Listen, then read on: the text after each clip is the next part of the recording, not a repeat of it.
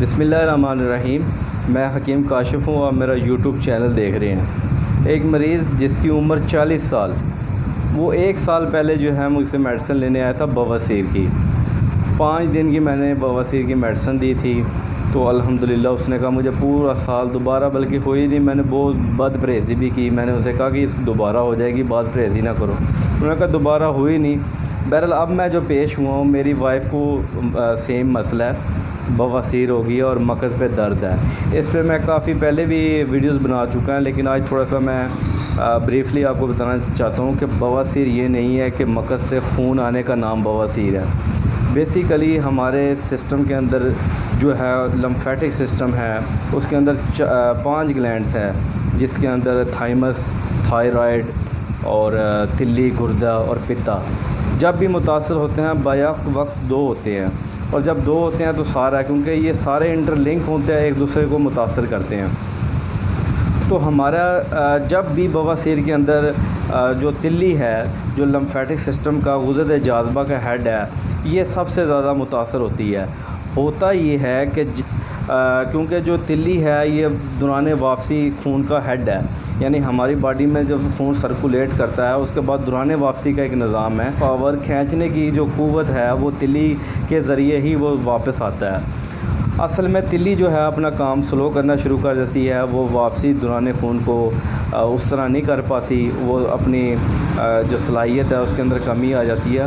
اس کی وجہ سے کیا ہوتا ہے کہ ہمارے جسم کے اندر مختلف ہولز ہیں، سوراخ ہیں، جیسے نتھنے کا، گلے کا، اسی طرح جو مقد پہ مقام پہ جہاں جہاں سوراخ ہے، قدرتی طور پہ وہ فلیکسیبلٹی ہوتی ہے، ان میں لچک ہوتی ہے۔ تو وہاں پہ کیا ہوتا ہے کہ خون جو ہے اس کا دباؤ بڑھتا رہتا ہے، کیونکہ دوران واپسی خون اس طرح نہیں ہوتا، پیچھے سے خون آ رہا ہوتا ہے۔ تو جو وینز ہوتی ہیں وہ ایسے پھول جاتی ہیں اور بالکل ببل کی طرح جو ہے وہ مسے بن جاتی ہیں، اور وہاں سے ایرپٹ ہو کے خون آنا شروع ہو جاتا ہے۔ اگر خون آ جائے تو اس کو خونی بواسیر کہتے ہیں۔ جو وینز جو ہیں وریدیں پھول جاتی ہیں وہ مسے بن جاتے ہیں۔ تو انہوں نے یہ ہے بیسیکلی بواسیر۔ ہمیشہ جو بواسیر کے اندر ہے دوران واپسی خون کو بہتر کرنا، تیلی کے فنکشن کو آپ نے بہتر کرنا ہے، لمفیٹک سسٹم کو آپ نے بہتر کرنا ہے۔ تو زیادہ تر جب بھی متاثر اس کے اندر جو بواسیر کے اندر تلی اور پتا متاثر ہوتے ہیں، ورنہ دوسرے جتنے بھی امراض ہیں جیسے استسقاء، اس کے اندر پتا اور گردے متاثر ہوتے ہیں۔ بیک وقت 2 متاثر ہوتے ہیں جو باقی کو بھی متاثر کرتے ہیں۔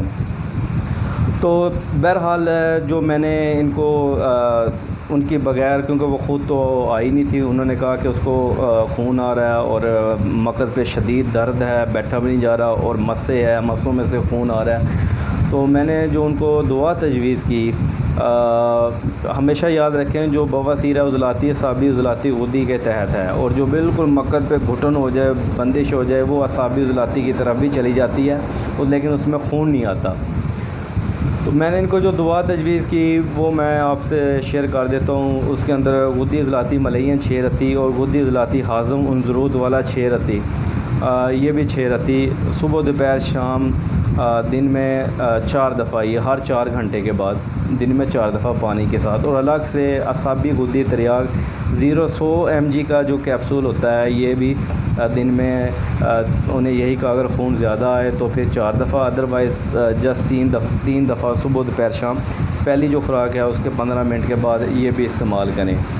تو اللہ کے لطف و کرم سے وہ میڈیسن لے گئے تھے، دوبارہ آیا، انہوں نے کہا کہ کافی افاقہ ہے، لیکن انہوں نے مجھے کہا کہ کل خون زیادہ ہے۔ میں نے ان سے پوچھا کہ انہوں نے ایسا کیا استعمال کیا ہے، تو وہ بتانے لگے کہ ہم نے ان کو گوشت، چکن وغیرہ استعمال کرا، اور یخنی انہوں نے استعمال کی ہے۔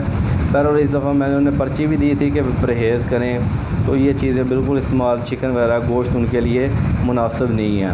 کدو جو ہے ان کو جسٹ یہ استعمال کروائیں۔ تو الحمدللہ جتنا مرضی خون آئے، جتنا مرضی درد ہو، یہی معمول مطلب ہے، بشرطے کہ اس کے ساتھ کوئی اور علامت نہ ہو، ورنہ جو ہے وہ according to symptoms and situation combination بدل جاتا ہے۔ تو یہ آپ سے میں نے بواسیر کا بارے میں شیئر کرنا تھا، دعاؤں کی درخواست ہے۔ انشاءاللہ نیکسٹ ویڈیو میں ملیں گے۔ اللہ حافظ۔